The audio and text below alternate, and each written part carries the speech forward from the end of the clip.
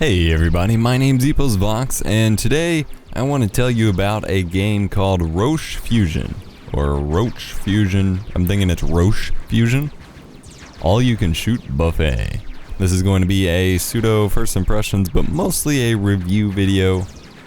Roche Fusion is a fast-paced, exploding, over-the-top shoot 'em up. It's an alien or Space Invaders, Geometry Wars inspired arcade shooter.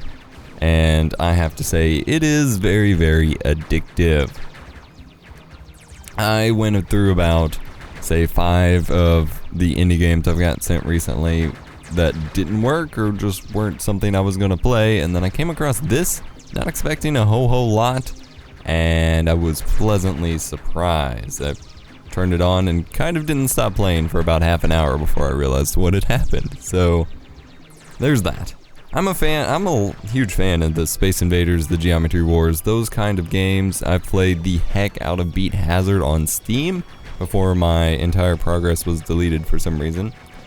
As long as they're done right, I would say that Roche Fusion is done right. And it's only in beta, so I'm hoping the little bit of feedback I do have to give is taken seriously and the game can do really well. It's available for free at the moment on their website, the beta build. RocheFusion.com, link will be in the description below. Basically, the general concept is that you kill till you level up, you get unlocks when you level up, and there's a few different categories of unlocks you can get. You can get shield boosts, weapons boosts, or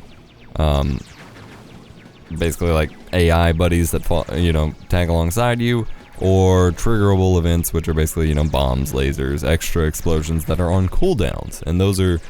This game is heavily gamepad based, so those are tied to your extra buttons while you shoot with the right trigger. It even has an active online leaderboard for the game, so you can, just like in Geometry Wars, it was a huge deal, keeping up with the high scores of everybody. Jump right in.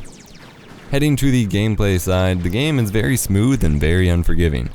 I have yet to see any sort of extra lives unlock, but I keep dying around the same point, so it could exist later in the game, but I have yet to see it.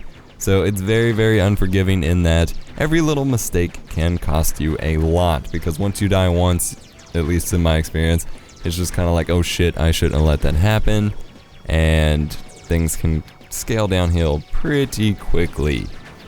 So again, the basic concept, you shoot the different spaceships. There's a few different types. There's ones that shoot lasers back at you. There's some that are just kind of passive along the border that almost act as shields for the other ones shooting at you in the groups.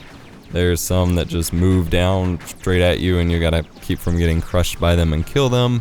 There's some that chase you around but don't shoot but try to crash into you.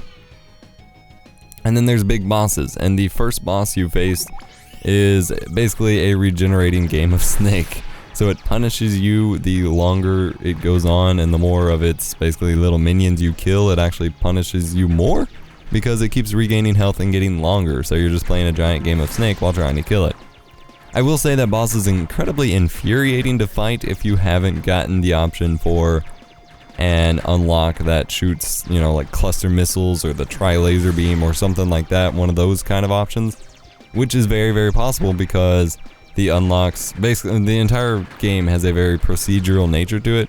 Obviously there's a certain order of events that things have to happen in, but there are many variations to what you will encounter every time you play. So there's a bit of procedural generation to it. And so a couple times I ended up fighting him with basically homing missiles and my little buddy that shoots him with me. And it's very, very hard to take him out quick enough without cluster missiles or my directional laser beam or a black hole or something. Everything feels smooth and intuitive. It does support both keyboard and mouse and gamepad control. I only played it with the gamepad. Your results may vary with the keyboard and mouse. It supports both single player and co-op. I do hope to try out co-op soon. I will do a separate video on co-op, so that's not going to be included with this review. I want to do a separate video of that with you later down the road, but single player is a lot of fun. Your heads-up display shows you relevant info. Your specials are mapped to your buttons on your gamepad, which works out really, really well. And like I said, the game just feels tight, it feels smooth, everything feels really good, and it plays really well. And it is very, very addicting, if I haven't said that enough. Graphics wise, the visuals are absolutely stunning. It is a very polished experience. A lot of these games, it's very Tron, Geometry Wars inspired. A lot of these games are, so it's all about the bright, flashy colors and particle effects. So it doesn't necessarily have too much of a unique look to it, but I can definitely tell the difference between it and other games of that type. There's lots of pretty particle effects and lots of great colors and graphics, and it scales really well. I did run it at 2K through some backwards screwing around with it, and it still looked absolutely fantastic at 2K. All of the text is crisp and legible, and everything, like I said, scales really, really well. It runs great, but I'm kind of confused. Like, I feel like it's maybe frame capped at 50-ish FPS. I don't know if that's part of some sort of weird broken inbuilt VSync or something. The options menu doesn't tell me a lot, which I'll get into in a minute. But it doesn't matter if I'm running at 480p, 720p, 2K, 1080p. I only get to like 49 FPS. And you would think that would make a huge impact on a game like this, and frankly, maybe at a full 60 or higher, I might have a better experience. But while recording at a locked 30 frames per second with fraps, because for whatever reason DxTory isn't picking the game up properly, I'm not experiencing any trouble with it. It doesn't stutter, it just is stuck at a very odd frame rate. But no stuttering or drops or anything like that. It runs really, really smooth. It just doesn't go all the way up to 60 for some reason. All of the colors and particles and flashing lights make it easier to get lost and killed in the bullet hell, which is kind of the point though, so that's par for the course with the genre and not really a complaint against the game. The options menu is where this game very much suffers, and since it's only in beta, I'm hoping, like I said, that some feedback will be implemented into the final release, because I am part of the sect that believes that there's no excuse to have a bad options menu nowadays, so I was really concerned when I got into the options menu for this one. So on your main screen you have a full screen toggle already, just right off the bat, so you can toggle it pretty easily. But then if you dive into the graphics menu, there isn't much at all, for some reason. Can't tell you what was going on in there, but there's not a whole lot of graphics options. You have start and full screen, distortion effects, many particles, screen shaking, and then an option to save your screenshots as a PNG file. Obviously, start and full screen is what I wanted, and it did work. I mean, it ran it at 1080p, but if you wanted to run it at anything other than 720p or 1080p, you're kind of screwed.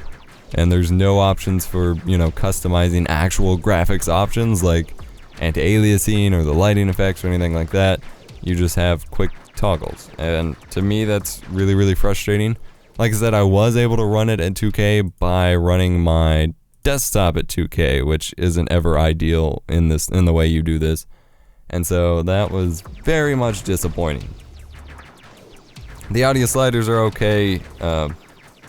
The controls are awesome. You get controls for two, since it does support local co-op, you get control options for rebindable controls, I should mention, for 2 players, and you get an alt for each one for the gamepad and keyboard and mouse, so that is really, really good. But the graphics options are just killing me. And then there's a game options option, but the only difference in that is to send usage statistics, so that's not really much of a game option. It is very difficult to get to the games menu while you're playing, if you need to pause or something, if you're using the gamepad. I'm assuming this is rebindable, but it's on the escape key, which typically the start button on your gamepad is working for, but for whatever reason, hitting start in game doesn't do it. You gotta hit escape. Don't have a clue what's going on there. Lastly, onto audio. Sound effects are very, very good for what it is. I mean, I'm not expecting hyper-realistic gunshots or anything like that. You got fun music, laser beam sound effects, explosions, nothing sounds cheesy or stock or anything like that. Music's pretty fun. It gets a little repetitive, but it is very exciting, and once you get enough explosions and pew-pews going on, you're not really gonna notice, so very impressed on that front. Overall, Roche Fusion seems to be a pretty freaking awesome game. I highly recommend you check it out. I am very addicted. I'm probably gonna go play for another half hour or so before bed. Great graphics, great gameplay, needs an options menu overhaul, but other than that, pretty great. Only in beta. I highly recommend you check it out as it is free at the moment. They may charge later.